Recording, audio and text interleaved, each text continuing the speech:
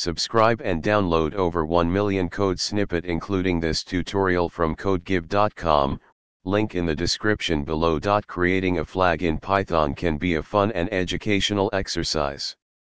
In this tutorial, I'll guide you through the process of creating a simple flag using the popular Python library, Turtle. Turtle is a built-in library in Python for creating simple graphics. To check if you have it installed, open a terminal or command prompt and type.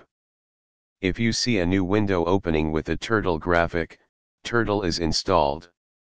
Otherwise, you can install it using. Create a new Python script using your favorite text editor or IDE.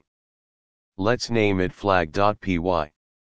Save your script and run it using. This will open a window with the drawn flag. Feel free to modify the code to create different flags or add more details.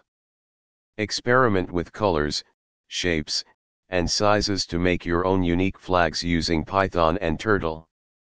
ChatGPT.